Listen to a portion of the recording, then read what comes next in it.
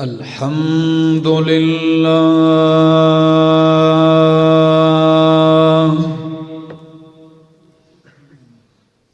الحمد لله أولا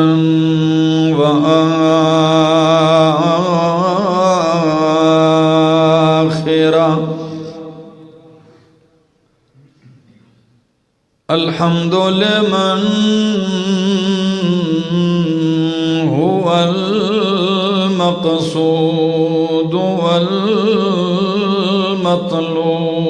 والمطلوب الحمد لمن هو أعلى وأولى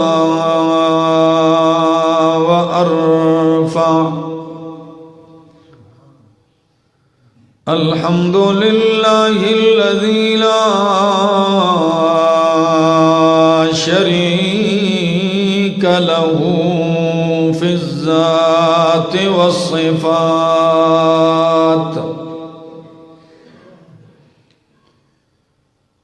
والصلاة والسلام على من أرسل بالبراهين والبينات وعلى آله وأصحابه وأهل بيته الطيبين الطاهرات أما بعد فأعوذ بالله من الشيطان الرجيم بسم الله الرحمن الرحيم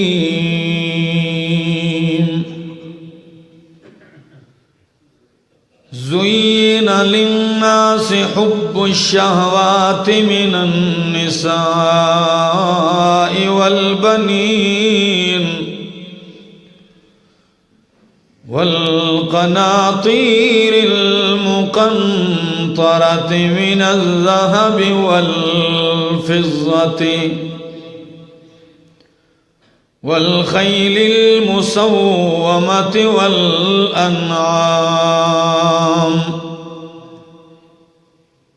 والخيل المسومة والأنعام والحرث ذلك متاع الحياة الدنيا والله عنده حسن المآب وقال تعالى واتقوا يوما ترجعون فيه إلى الله ثم توفى كل نفس ما كسبت وهم لا يظلمون وقال تعالى وما جعلنا لبشر من قبلك الخلد وقال تعالى ولن يؤخر الله نفسا إذا جاء أجلها وقال تعالى وما تدري نفس ماذا تكسب غدا وما تدري نفس بأي أرض تموت وقال النبي صلى الله تعالى عليه وسلم الدنيا سجن المؤمن وجنة الكافر سبحان ربك رب العزة عما يصفون وسلام على المرسلين والحمد لله رب العالمين.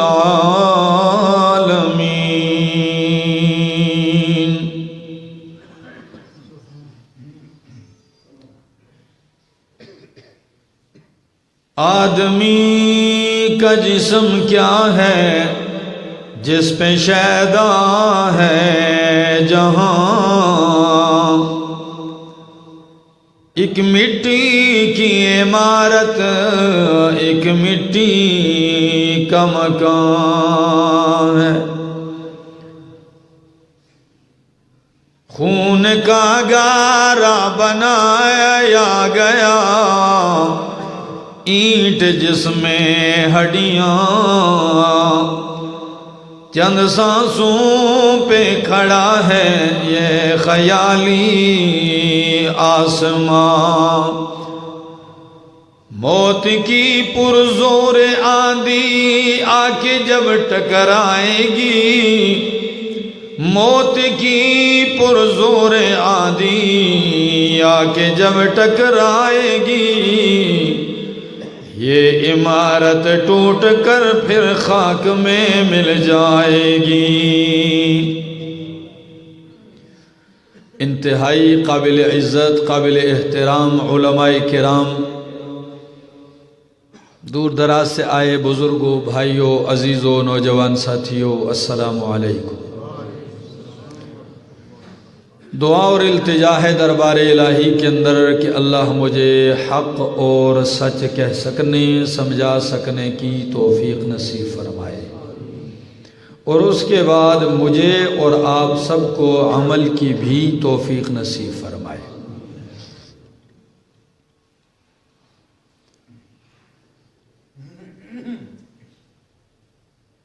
دنیا میں ہر انسان کچھ نہ کچھ عمل کر رہا ہے، کچھ نہ کچھ جستجو محنت کوشش کر رہا ہے.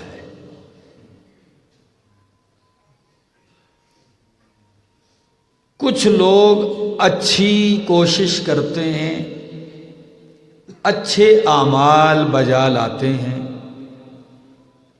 کچھ لوگوں کے اعمال برے ہیں. اور یہ بھی آپ کو پتہ ہے کہ دنیا میں اچھے عمل کرنے والے بھی ہیں اور برے عمل کرنے والے بھی ہیں. اور اتنا آپ بخوبی جانتے ہیں کہ ہر اچھے عمل کرنے والے کو دنیا میں اس کے ہر اچھے عمل کا صلہ نہیں ملتا، اور ہر برے عمل کرنے والے کو دنیا میں اس کے ہر برے عمل کا بدلہ سزا نہیں ملتی. جب ہر اچھے کو اس کے ہر اچھے عمل کا بدلہ دنیا میں نہیں ملتا، اور ہر برے انسان کو اس کے ہر برے عمل کا بدلہ و جزا و سزا اس کو نہیں ملتی، تو انسان کا دماغ خود یہ فیصلہ کرنے پہ مجبور ہو جاتا ہے کہ یہ تو انصاف کا تقاضا نہیں ہے. اگر صرف دنیا ہی کی زندگی ہو اور ایسا ہوتا جائے تو یہ انصاف نہیں ہے. تو فوراً دل و دماغ قرآن کی اس بات کو تسلیم کرنے پہ آمادہ ہو جاتا ہے کہ اللہ نے فیصلے کا ایک دن رکھا ہے، ایک دن جزا اور سزا کے لیے اللہ نے رکھا ہے، جس میں ہر اچھے کو اس کے ہر اچھے عمل کا بدلہ ملے گا، اور ہر بد کردار کو، ہر بد اعمال کو اس کے برے اعمال کا بدلہ وہاں اس کو ضرور ملے گا. یہ فکر قرآن مقدس دیتا ہے، اور اسی فکر کا نام ہے فکر آخرت. دو زندگیاں تصور میں رکھتا ہے انسان، ایک اس دنیا والی زندگی کا تصور، اور ایک اس کے بعد آخرت والی زندگی کا تصور. یہ دو تصور قرآن مقدس دیتا ہے، دو عقیدے دیتا ہے کہ اس جہان کے بعد ایک اور جہان بھی ہے، آنے والا ہے، ہر شخص نے اس میں جانا ہے۔ یہ تبدیلی آ رہی ہے، عالم ارواح میں تھا، عالم ارواح سے عالم بطن میں آیا، پیٹ سے عالم دنیا میں آیا، عالم دنیا کے بعد عالم برزخ میں جائے گا، اور عالم برزخ کے بعد عالم آخرت میں جائے گا۔ اب کامیاب انسان وہ ہے جو اس دنیا میں رہ کر اس جہان کی تیاری کر لے۔ یہ دنیا اللہ نے بڑی مزین کی ہے۔ سورہ کاف میں قرآن کہتا ہے اس دنیا پہ جتنی چیزیں ہم نے بنا رکھی ہیں یہ زینت ہے، یہ آرائش ہے، زیبائش ہے، خوبصورتی ہے۔ اور کس لیے؟ تاکہ ہم اس میں تمہارا امتحان کر سکیں۔ کون انہی لذتوں میں مگن رہ کے آخرت کو بھول گیا، اور کون ایسا شخص ہے جو ان لذتوں میں ہوتے ہوئے بھی آخرت کو یاد رکھتا ہے اور یہاں ہی دل لگائے نہیں بیٹھتا۔ آئیے قرآن کیا کہتا ہے، وَاتَّقُوا يَوْمًا تُرْجَعُونَ فِيهِ إِلَى اللَّهِ۔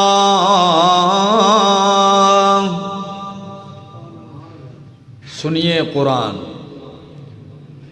وَاتَّقُوا يَوْمًا، ڈرو اس دن سے، تُرْجَعُونَ فِيهِ إِلَى اللَّهِ، جس دن میں تم لٹائے جاؤ گے، الی اللہ، اللہ کی طرف۔ اور جب لٹائے جاؤ گے تو ہونا کیا ہے، ثم توفی کل نفس ما کسبت، ہر نفس کو اس کے کیے کا بدلہ توفی پورا پورا دیا جائے گا، کوئی کمی نہیں کی جائے گی۔ قرآن کہتا ہے وَهُمْ لَا يُظْلَمُونَ، کسی پہ ظلم نہیں ہوگا۔ سورہ بقرہ، وَاتَّقُوا يَوْمًا، اس دن سے ڈرو۔ یہ وہ دن ہے کہ قرآن پہلے پارے ہی سے ڈرانا شروع کرتا ہے۔ کبھی کہتا ہے مالک یوم الدین، یوم الدین جزا و سزا کا دن ہے۔ کبھی قرآن مقدس کہتا ہے ان یوم الفصل کان میقاتا، فیصلے کا دن ہے۔ کبھی قرآن کہتا ہے الصاعقہ، کبھی قرآن کہتا ہے الطامۃ الکبریٰ، بڑا ہنگامہ ہوگا۔ کبھی قرآن مقدس کہتا ہے اذا زلزلت الارض زلزالہا، یہ زمین ساکن نہیں رہے گی، اسے یوں جھنجھوڑا جائے گا، ایسے حرکت دی جائے گی، اتنی تیز حرکت ہوگی کہ جو پہاڑ انسان ٹال نہیں سکتا، اتنے وزنی پہاڑ یہ آپ کو روئی کے ذرات کی طرح اڑتے ہوئے نظر آئیں گے۔ وَتَكُونُ الْجِبَالُ كَالْعِهْنِ الْمَنْفُوشِ، روئی کی طرح اڑتے نظر آئیں گے۔ کبھی قرآن کہتا ہے اِذَا السَّمَاءُ كُشِطَتْ، آسمان کی یہ نیلی کھال اتار دی جائے گی۔ کبھی قرآن کہتا ہے اِذَا السَّمَاءُ انشَقَّتْ، یہ مضبوط آسمان پھٹ جائے گا۔ کبھی قرآن کہتا ہے وَفُتِحَتِ السَّمَاءُ فَكَانَتْ أَبْوَابًا، یہ آسمان کھول دیا جائے گا، دروازے دروازے ہو جائے گا۔ کبھی قرآن کہتا ہے یوم نطوی السماء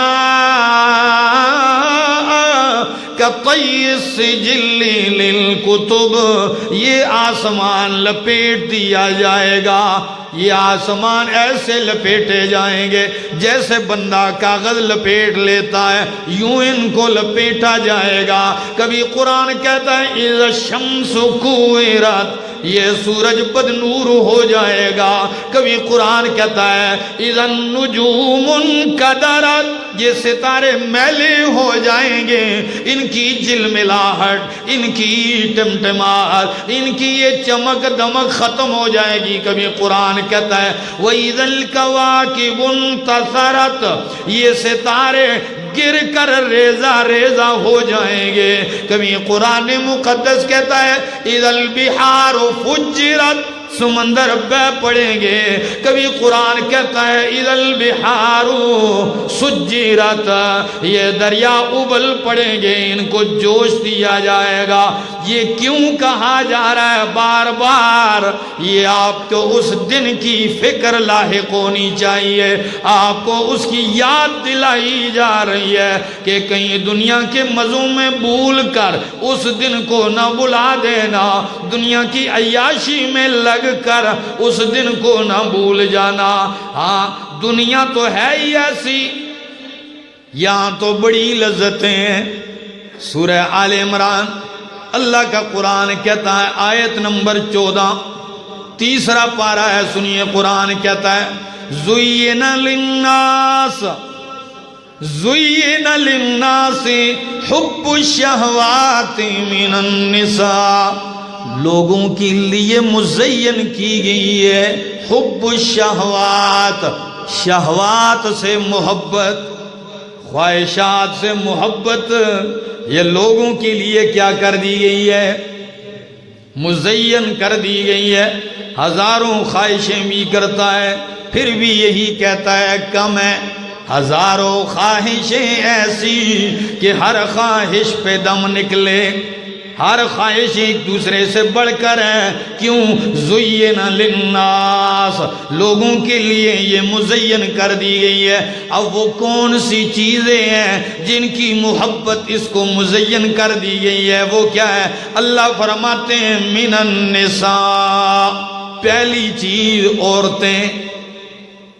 کیا؟ عورتوں سے محبت یہ انسان کے لیے مزین کر دی گئی ہے۔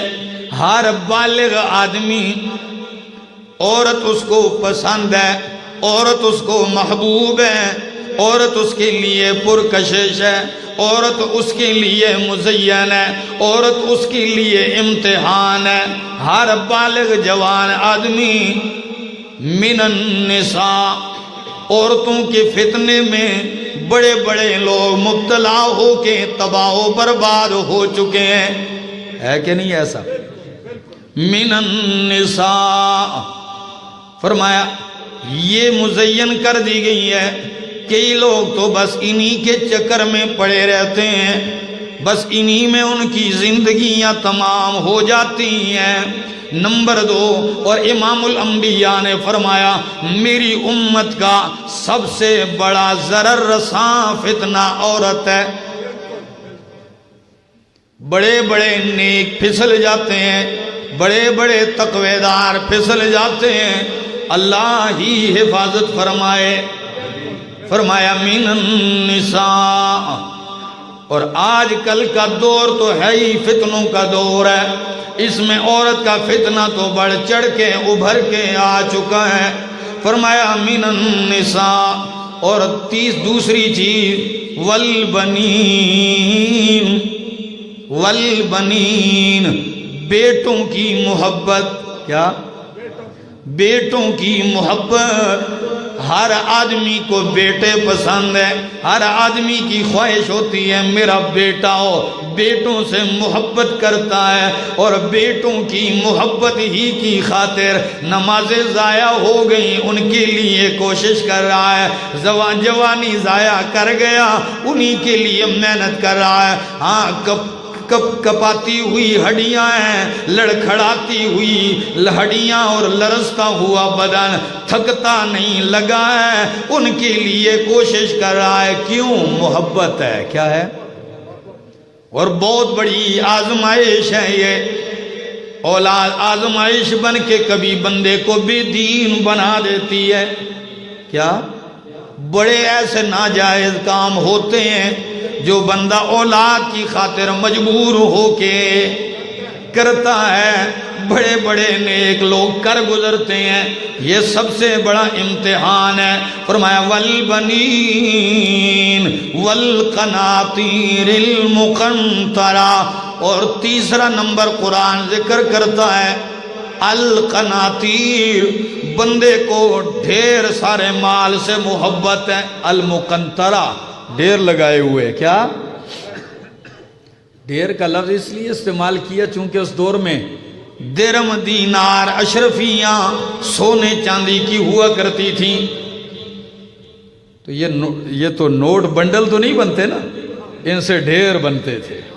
والقناطیر المقنطرہ، ڈھیر لگائے ہوئے مال دولت خزانوں سے محبت ہے بندے کو۔ من الذهب والفضة، سونے اور چاندی سے، کہ سونے اور چاندی کے خزانوں کا ڈھیر لگا رہے۔ کیا لگا رہے؟ ہاں، لیبیا کا جو صدر تھا کرنل قذافی، میں نے دیکھا اخبار میں، اس کے مرنے کے بعد جب اس کا خزانہ ٹٹولا گیا تو سونے کی اینٹیں ہی اینٹیں، اینٹیں ہی اینٹیں، گاڑیاں بری ہیں، اور میں نے دیکھا اس کے اینٹوں کے اوپر بیٹھنے والا ایک انگریز ہے،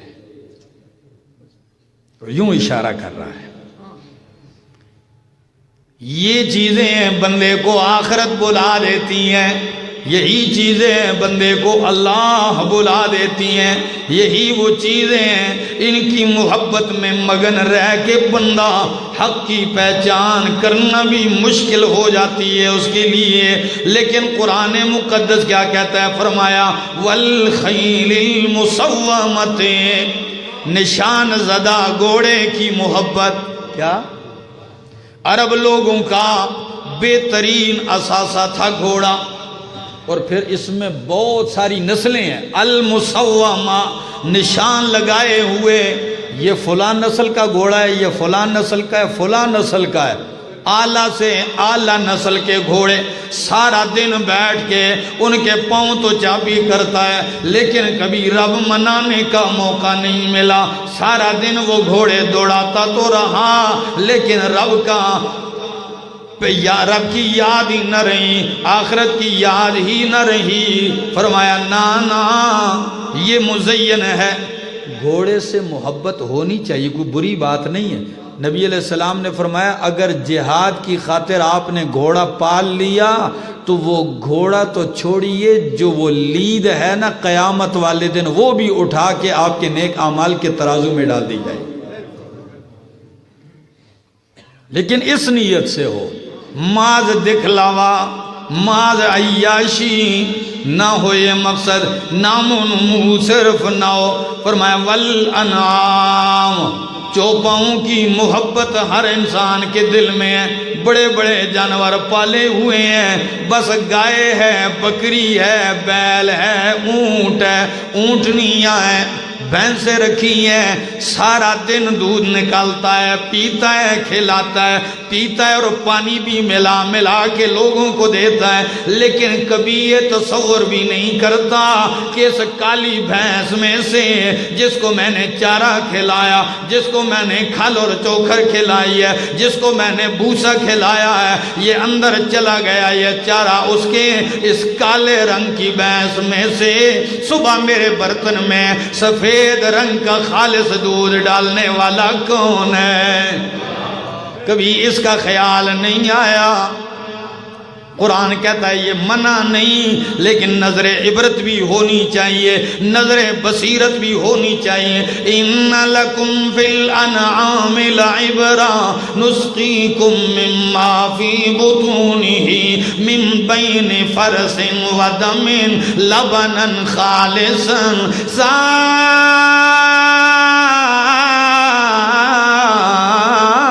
للشاربین۔ فرمایا دیکھ تو صحیح ان لکم فی الانعام لعبرا، اس میں تیرے لیے عبرت ہے۔ تو قرآن کہتا ہے مویشیوں کی محبت، والحرث کھیتیوں کی محبت، اور دور دور تک زمین ہو، فصل لگی ہو، حد نگاہ تک لہلہا رہی ہو، کسان کو کتنی پیاری لگتی ہے، کسان اس میں دن سارا لگا لیتا ہے، لیکن یہ غور نہیں کرتا کہ میں نے تو زمین کا سینہ چیر کے گندم مکئی جو جوار باجرے کا دانہ اس میں گما دیا، غائب کر دیا، اور رات کے اندھیرے میں بارش برسا کر مجھے اس ایک دانے سے 100 دانے دینے والا کون ہے؟ اس کی حفاظت کر کے اس کو اندر مٹی کے اندھیروں میں محفوظ رکھ کے اسے پال کے اس ایک دانے سے سینکڑوں دانے دینے والا اللہ اسے بھول گیا۔ آگے قرآن کہتا ہے ذالک متاع الحیات الدنیا، اے لوگوں یہی دنیا کی زندگی کا متاع ہے۔ کیا ہے؟ متاع۔ کون سا لفظ استعمال کیا؟ متاع ہے۔ آپ کو پتہ ہے قرآن نے کتنی چیزیں ذکر کرنے کے بعد ساری دنیا کو کیا فرمایا؟ متاع۔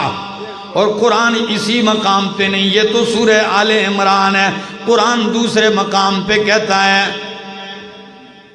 بل تؤثرون الحیات الدنیا والآخرۃ خیر وابقا، تم دنیا کی زندگی کو ترجیح دیتے ہو، والآخرۃ خیر وابقا، حالانکہ آخرت بہتر ہے، وابقا اور ہمیشہ رہنے والا ہے۔ فرمایا انما هذه الحیات الدنیا متاع وان الآخرۃ ہی دار القرار۔ فرمایا یہ دنیا کی زندگی متاع، کیا لفظ استعمال کیا؟ بار بار آیتیں پڑھ رہا ہوں، ہر آیت میں قرآن یہی لفظ ذکر کرتا ہے متاع متاع، اور کبھی قرآن کہتا ہے رضیتم بالحیات الدنیا من الآخرۃ فما متاع الحیات الدنیا فی الآخرۃ الا قلیل۔ تم دنیا ہی کی زندگی پر دل دے بیٹھے ہو، حالانکہ دنیا آخرت کے مقابلے میں متاع الحیات الدنیا فی الآخرۃ الا قلیل، متاع قلیل ہے دنیا کی زندگی آخرت کے مقابلے میں متاع قلیل ہے۔ سورہ توبہ سورہ عنکبوت میں فرمایا قل متاع الدنیا قلیل، میرے پیغمبر تو اپنی معصوم زبان سے کہہ دے متاع الدنیا قلیل، دنیا کا متاع قلیل ہے۔ کیا ہے؟ اب آپ پوچھیں نا مجھ سے متاع کیا ہے، متاع کا معنی کیا ہے؟ آئیے سنیے، ابن العربی فرماتے ہیں، کہتے ہیں مجھے شوق تھا کہ میں قرآنی لغت حل کروں، لیکن عربوں کی بدوؤں کی زبان کے ساتھ، کیونکہ بدو بڑی پیور قسم کی عربی بولتے ہیں، بڑی فصیح عربی بولتے ہیں۔ کہتے ہیں میں گھوم رہا تھا ایک دیہات میں، گھر کے باہر ایک عورت بیٹھی ہے، وہ ہنڈی دھو رہی ہے، برتن دھو رہی ہے، اور برتن صاف کرنے کے لیے عورتیں ٹاکی رکھتی ہیں۔ کیا دیکھیے نا، وہ کپڑے کی چھوٹی سی ٹاکی ہوتی ہے، وہ ٹاکی لے کے وہ کپڑے وہ یوں دھو رہی ہے برتن پہ، جو ہی اس نے ٹاکی نیچے رکھی اس کا دھیان برتن کی طرف ہوا، کتے نے فوراً ٹاکی پہ منہ ڈالا اور بھاگ کے چلا گیا ٹاکی لے کے۔ عورت چیخ کے کہنے لگی جاء الکلب واخذ المتاع وفر الى الجبل، کتا آیا اور ٹاکی متا لے گیا. اخذ المتا، کیا لیا؟ متا لے کے پہاڑ کی طرف آ گیا. بس میں سمجھ گیا اچھا یہ متا کس کو کہتے ہیں؟ اس ٹاکی کو کہتے ہیں. میں نے سوچا اس کو متا کیوں کہتے ہیں؟ اور قرآن دوسرے میں مقام پہ کہتا ہے متاع الغرور، دھوکے کا متاع ہے. کیا؟ تو اب دھوکے کا لفظ دیکھیے اور یہ مثال دیکھیے، آپ سمجھ جائیں گے. متاع الغرور، کتا آیا اور متاع لے کے چلا گیا. کتے کو دھوکہ پڑ گیا کہ یہ کھانے کی چیز ہے، نفع کی چیز ہے، حالانکہ وہ نفع کی چیز نہیں تھی. بس اس کو دھوکہ صرف یہ پڑا، اس پہ ہلکی ہلکی تری لگی ہوئی تھی. کیا؟ ہلکی ہلکی اس پر تری لگی ہوئی تھی، تو کتے کو دھوکہ لگ گیا. بس جو لوگ اس ظاہری تری کو، تراوٹ کو، تزئین کو دیکھ کے دل دے بیٹھتے ہیں، بس یوں ہی سمجھو یہ بھی متاع غرور پہ دھوکہ کھا گئے. جس طرح اس کتے کو کچھ حاصل نہیں، اسی طرح اس کو بھی کچھ حاصل نہیں ہوگا. اللہ اکبر کبیرہ. قرآن مقدس بار بار بندوں کو سمجھا رہا ہے. اگر آپ کہیں تو آئیے قرآن نے مثالوں سے بھی سمجھایا ہے. کس سے؟ پتہ ہے قرآن نے، اللہ نے اپنے بندوں کو قرآن مقدس میں 44 مثالیں بیان کی ہیں. کتنی؟ 44. کیوں؟ کہ اگر کوئی بندہ ویسے نہیں سمجھ پاتا، چلو مثال سے سمجھ جائے گا. حد کر دی ہے اللہ نے سمجھانے کی. آئیے ذرا وہ مثال پڑھتے ہیں. سورت کا نام سورت یونس ہے، 11واں پارہ، آیت نمبر 24. یہی تو مزے ہیں قرآن کے. بندہ سنے یقین کیجئے بس ایمان کی حرارت بڑھتی جاتی ہے. ایسی محفل میں بیٹھنے کا الگ ہی مزہ ہے. سنیے قرآن کیا کہتا ہے.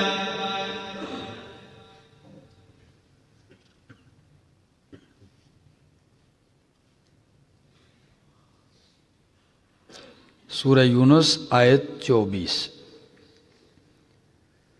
اللہ اکبر. فرمایا انما مثل الحیات الدنیا، انما مثل الحیات الدنیا کماء انزلناہ من السماء فاختلط به نبات الارض مما يأكل الناس والانعام حتى اذا اخذت الارض زخرفها وزينت وظن اهلها انهم قادرون عليها اتاها امرنا ليلا او نهارا فجعلناها حصيدا كأن لم تغن بالأمس كذلك نفصل الآيات لقوم يتفكرون.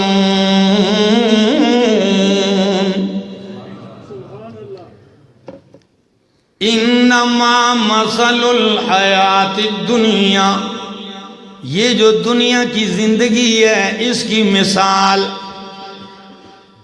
کمائن، اس پانی کی طرح ہے. کس کی طرح؟ دنیا کی زندگی کی مثال پانی کی طرح ہے. اسی آیت کے ذیل میں علماء عجیب بات لکھتے ہیں. اللہ نے پانی کو زندگی کہا. کیا؟ زندگی کو تشبیہ دی پانی کے ساتھ. اب ایک آدمی خواب میں پانی دیکھتا ہے تو تعبیر والے یہ کہتے ہیں کہ اگر بندہ خواب میں پانی دیکھے تو یہ تعبیر اس کی ہے زندگی، زیادہ پانی دیکھے زیادہ زندگی کی تعبیر اس کی دلیل، تھوڑا دیکھے زندگی کم، صاف پانی دیکھے پاکیزہ زندگی، گندا پانی دیکھے پریشانی والی زندگی۔ بہرحال یہ تو خوابوں کی تعبیر ہے، لیکن قرآن کیا کہتا ہے؟ دنیا کی زندگی کی مثال کما ان پانی کی طرح ہے جو ہم نے اتارا آسمان سے، بارش برسی، کیا بارش برسی، فاختلط به نبات الارض، بس اس کے ذریعے گنجان پودے پیدا ہوئے، زمین کی پیداوار نکلی، ایسے گنجان سبزہ پودے نکلے، مما یأکل الناس والانعام، لوگ بھی کھاتے ہیں جانور بھی کھا رہے ہیں، چارہ بھی نکلا، سبزیاں بھی نکلی لوگوں اور حیوانوں کے کھانے کے لیے، حتی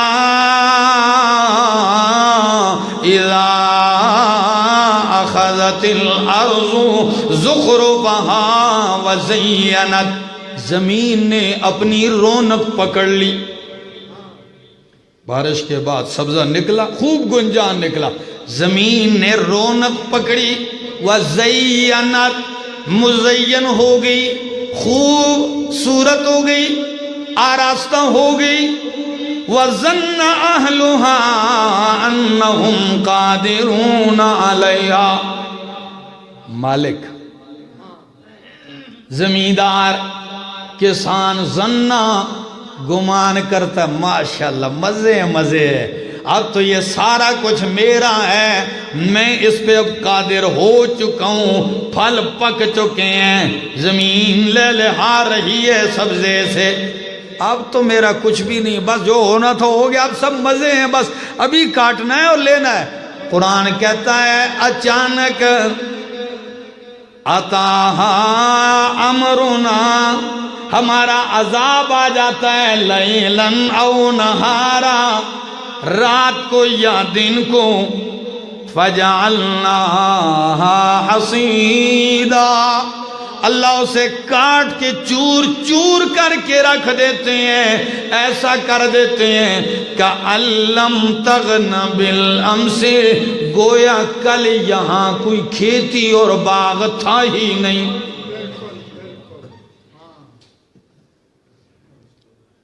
ذرا توجہ چاہوں گا، مثال تب سمجھ میں آئے گی۔ آگے فرمایا کذالک نفصل الآیات، اسی طرح ہم تفصیل سے بیان کرتے ہیں، کھول کھول کے بیان کرتے ہیں، نشانیاں، آیتیں، لیکن کس کے لیے؟ لقوم یتفکرون، غور و فکر کرنے والی قوم کے لیے۔ آپ کہیں گے ہمیں سمجھ نہیں آیا، بارش برسی، کھیتیاں ابری، سبزہ آیا، پھل لگے، اچانک عذاب آیا، گویا سب کچھ تھا ہی نہیں یہاں کل، یہ کیسی مثال ہے؟ فرمایا یہی دنیا کی زندگی کی مثال ہے۔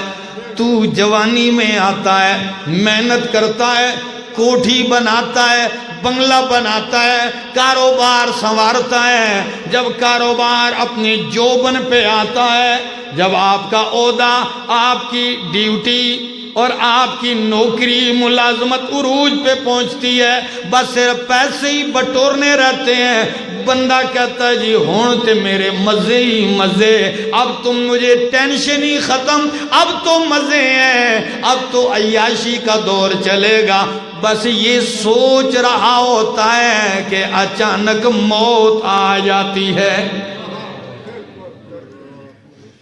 کیا آ جاتی ہے؟ وہ سب کچھ تیار کاروبار، وہ مزین کوٹھیاں اور بنگلے بالکل ویرانی میں بدل جاتے ہیں، یوں لگتا ہے کوئی رہائی نہیں ان میں۔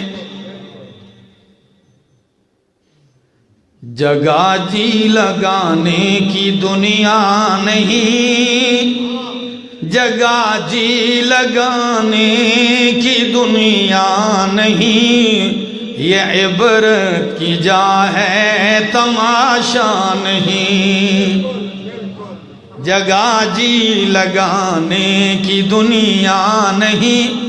مجذوب نے کمال کر دیا، جگہ جی لگانے کی دنیا نہیں، یہ عبرت کی جا ہے تماشا نہیں۔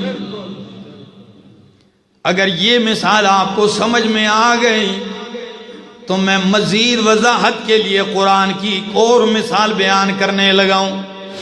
تنگ تو نہیں ہو رہے نا؟ کر دوں بیان؟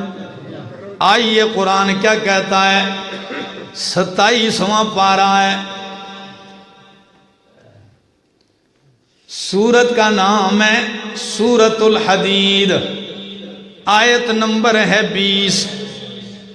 سنیے، مزہ اٹھائیے قرآن کے انداز سے، اور اس بے وفا اور فانی دنیا سے محبت نہ کیجئے، اپنی محبتوں اور اپنی چاہتوں کا محور اللہ اور اس کے رسول کو بنائیے۔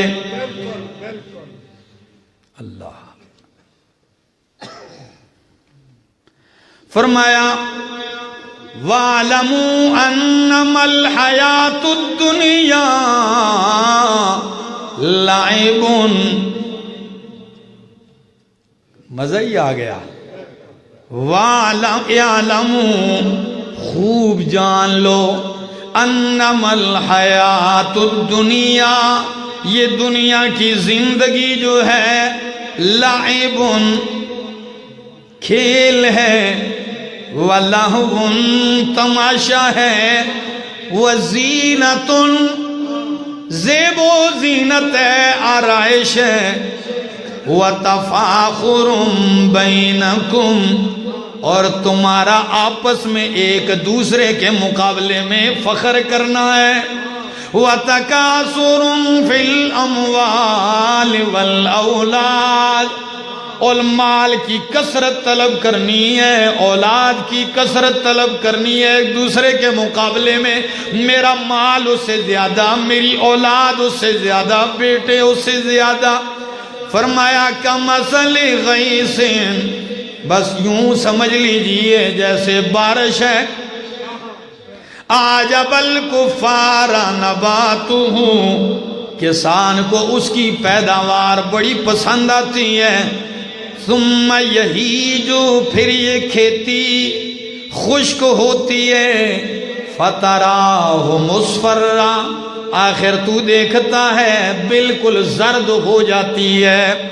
فرمایا ثم یکون حطاما، پھر یہ کیا ہو جاتی ہے، چور چور، ریزہ ریزہ ہو جاتی ہے۔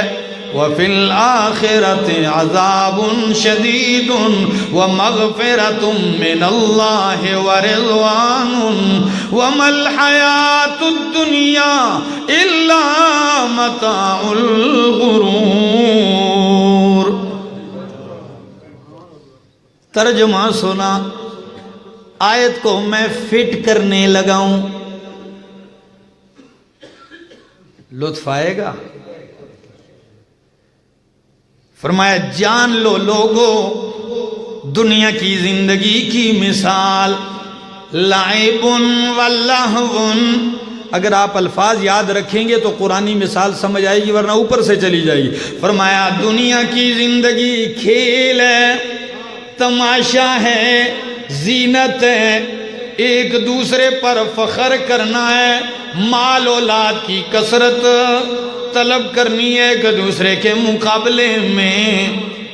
یہ کیسے ہے؟ اللہ نے آپ کی پوری زندگی کی حقیقت بیان کر کے رکھ دی ہے۔ فرمایا بندہ جب پیدا ہوتا ہے، بالکل بچپنا ہوتا ہے، تو اس کے لیے ساری دنیا تماشا ہی تماشا ہوتی ہے۔ کیا ہوتی ہے؟ ایک بچے کو آپ نے جھولی میں اٹھایا ہے، اس کے لیے ساری دنیا تماشا ہے۔ پنکھا دکھاؤ بچے کو، ٹھیک ہے نا، یہ بھی اس کے لیے تماشا ہے۔ گاڑی بھی تماشا ہے، بس ساری چیز کو ماض وہ تماشے کی نظر سے دیکھتا ہے، پھر تھوڑا سا بڑا ہو جاتا ہے تو پھر یہ خود کھیلنے لگتا ہے۔ کیا؟ پہلے تماشا دیکھتا ہے، پھر یہ خود کھیل کے میدان میں کود پڑتا ہے، بس کھیلتا ہے کھیلتا ہے۔ پھر ایک زمانہ آتا ہے، جوانی پہنچتا ہے، جوان ہوتا ہے۔ جب جوان ہوتا ہے تو زینتن بس صرف اپنے آپ کو سنوارنا اس کا کام ہوتا ہے۔ بال بنانے میں گھنٹے لگ جاتے ہیں، بال سنوارنے میں گھنٹے لگتے ہیں، بس یہ ہوتا ہے، شیشہ ہوتا ہے۔ وزینتن قرآن کہتا ہے ایک دور آتا ہے، بس اس کی زینت، اس کی زندگی ماں زینت ہوتی ہے، بس یہ ہر وقت اپنے آپ کو سنوار ہے، کپڑے کو یوں انگلیوں سے جھٹکتا ہے، بل بھی آنے نہیں دیتا۔ کیا؟ ہمارا ایک دوست تھا تو میں اس کے سر پہ یوں ہاتھ رکھ دیتا، کہتا جی سر پہ ہاتھ نہ رکھو، بال خراب ہوتے ہیں، بالوں کی مانگ خراب ہوتی ہے۔ اتنی زینتن یہ ایک دور ہوتا ہے، خوب گھنٹوں سنورتا ہے، اور کئی تو زینت میں داڑھی کا بھی عجیب عجیب نقشہ بنا دیتے ہیں۔ کیا؟ زینت جو ہے نا، کہتا پتہ نہیں ہے داڑھی نہ کوئی تماشا کرا مت سونا لگ دو وہاں، شاید میں خوبصورت نظر آؤں۔ خوب سنورتا ہے، پھر یہ باہر آتا ہے، پھر یہ گردن ٹیڑھی کر کے چلتا ہے، لوگوں کو دیکھتا ہے میری ٹور کوئی دیکھتا ہے کہ نہیں، پھر چلتا ہے، پھر لوگوں کو دیکھتا ہے کون مجھ سے حسین، کون مجھ سے پیارا ہے۔ زینت، بڑی زینت میں لگا رہتا ہے۔ فرمایا وَتَفَاخُرٌ، فخر کرتا ہے۔ کیا؟ فخر کرتا ہے۔ یہ ایک اور دور آتا ہے، وہ کیا؟ وَتَكَاثُرٌ فِي الْأَمْوَالِ وَالْأَوْلَادِ۔ پھر جب یہ جوانی کا زمانہ آخری دور پہ ہوتا ہے، پھر زینت میلت نہیں، بس پھر کمانے لگ رہا ہے، سر بھی گنجا ہی ہو جاتا ہے، بال ہون تو سوارے نا، اور ہو بھی تو پھر کنگھی قریب نہیں کرتا۔ پھر کیا کرتا ہے؟ تکاثرن، بس مال بن جائے، بس بینک بیلنس بن جائے، کوٹھی بنگلہ بن جائے۔ فی الاموال والاولاد، ساری توجہ مال اولاد پہ صرف کرتا ہے، انہی کے لیے کوشش کرتا ہے۔ بس اسی کوشش میں یہ وقت بھی آ جاتا ہے کہ آخری زندگی، آخری لمحات ہوتے ہیں، انہی کی فکر میں دنیا سے رخصت ہو جاتا ہے کہ نہیں؟ فرمایا بالکل یہی مثال ایسے ہے کمثل غیث، سنو گے؟ کمثل غیث، جیسے بارش برستی ہے،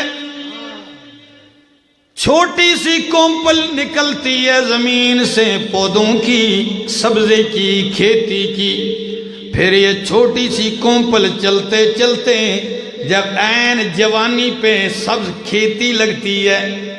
آج کل تربیلا جھیل کے کنارے دیکھو، سبزہ ہی سبزہ، دیکھتے مزہ آتا ہے کہ نہیں؟ یہ زمیندار جا کے دیکھتے ہیں، حاجی صاحب ایک کونے سے دوسرے کونے تک دیکھتے کتنا مزہ آتا ہے۔ یہ کھیت لہلہا رہی ہے، ہلکی ہلکی ہوا اس پہ لگ رہی ہے، یہ اس کی زینت ہے۔ پھر تھوڑا عرصہ گزرتا ہے، بالکل وہ سبزہ ختم، بالکل زرد رنگ ہو جاتا ہے، اور جب رنگ زرد ہو جاتا ہے کسان کی نظریں بدل جاتی ہیں، کسان کی نظریں بدل جاتی ہیں۔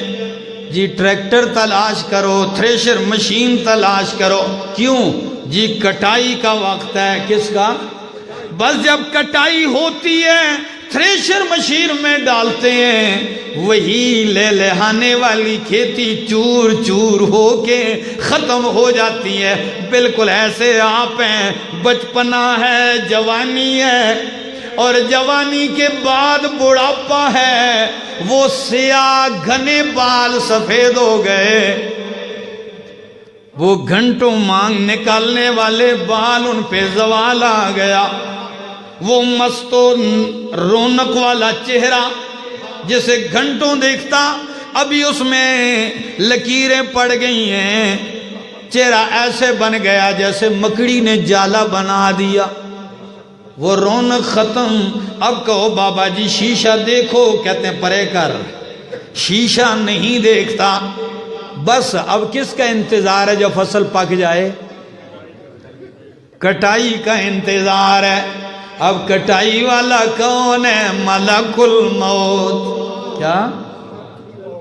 ملک الموت ہے، وہ کٹائی کرتا ہے، اور قبر جو ہے بس یوں سمجھ لو تھریشر مشین ہے۔ ہاں، کٹائی کے بعد جب دفن کرتے ہیں تو بس مہینوں بعد وہاں کیڑے مکوڑے اسے کھا کھا کے چور چور بس مٹی کا ڈھیر کر دیتے ہیں۔ قرآن کہتا ہے اگر عقل مند ہو تو بس تمہاری دنیا کی زندگی کی یہی مثال ہے، اس پہ کبھی دھوکہ نہ ہونا۔ مل حیات الدنیا الا متاع الغرور۔ یا اللہ اس دھوکے سے نکلیں، کہاں جائیں؟ سمجھ آ گئی مسجد نمرہ میں سننے والوں کو، کہاں جائیں؟ سن کے فرمایا کہیں جانے کی ضرورت نہیں ہے، سابقوا الی مغفرۃ من ربکم، بس اپنے رب کی مغفرت کی طرف سبقت لے جاؤ، بس رب کی مغفرت کی طرف سبقت لے جاؤ۔ یہ دنیا کی زندگی کی حقیقت تھی۔ آئیے قرآن تو آپ نے سن لیا، نبی کا فرمان بھی سنتے جائیے۔ اللہ اکبر۔ دنیا کی قیمت ہی کیا ہے؟ نبی کریم نے فرمایا لو کانت الدنیا تعدل عند اللہ جناح بعوضۃ، اگر یہ دنیا، ساری کائنات، ساری دنیا اللہ کے ہاں مچھر کے پر کے برابر بھی ہوتی تو اللہ کسی کافر کو ایک قطرہ پانی کا نہ پلاتا، ایک گھونٹ پانی بھی اللہ کافر کو نہ دیتا، لیکن اللہ اس لیے دے رہا ہے کہ اللہ کے ہاں اس کی قیمت مچھر کے پرب کے برابر بھی نہیں ہے۔ اللہ، یہ دنیا کی حقارت نبی کریم نے بیان کی ہے، اور اس میں رہنے والے دو قسم کے لوگ ہیں، ایک مومن ایک کافر۔ مومن کے لیے تو قید خانہ ہے، کیا؟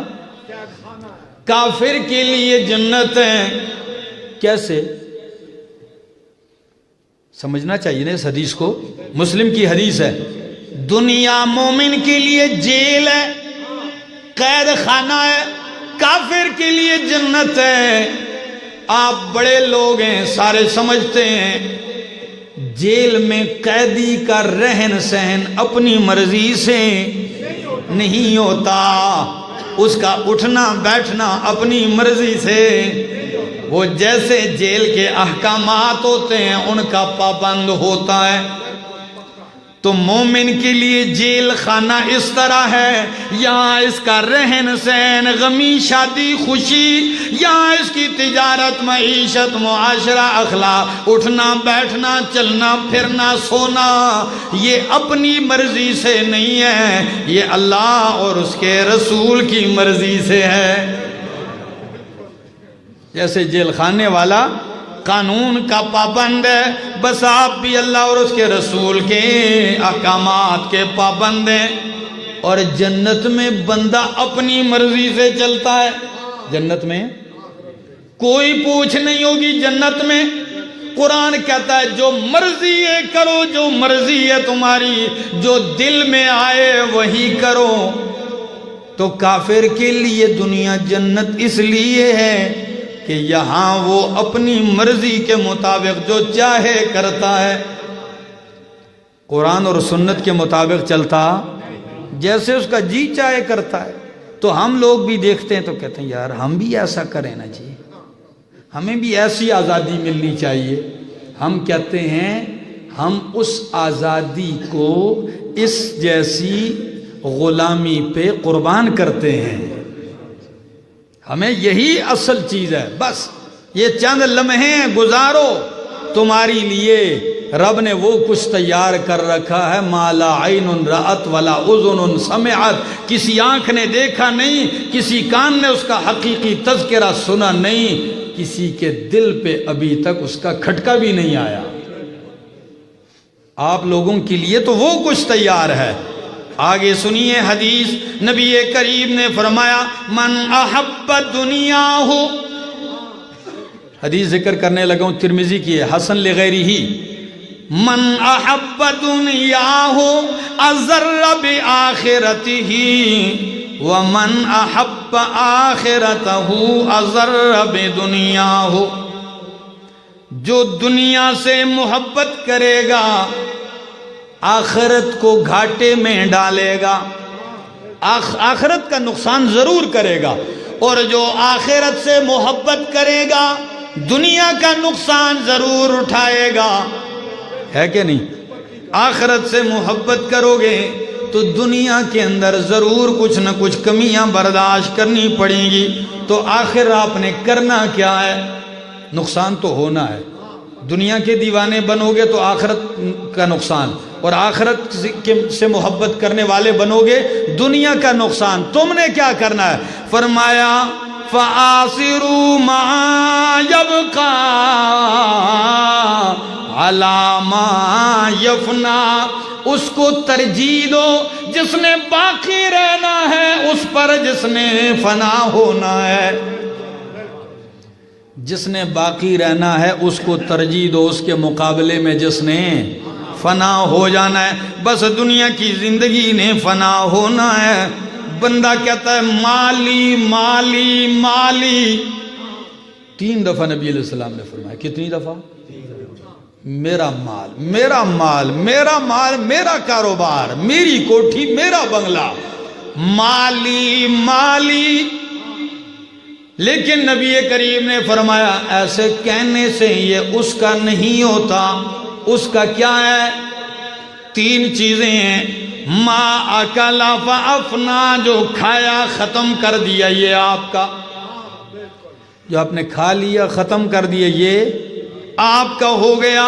نمبر 2 او لبس فابلا، آپ نے پہن لیا کپڑا پرانا کر دیا، بوسیدہ کر دیا، یہ آپ کا۔ تیسری چیز او آتا فقتنا، اللہ کے لیے دیا اور ذخیرہ کر دیا آخرت کے لیے، یہ آپ کا ہے۔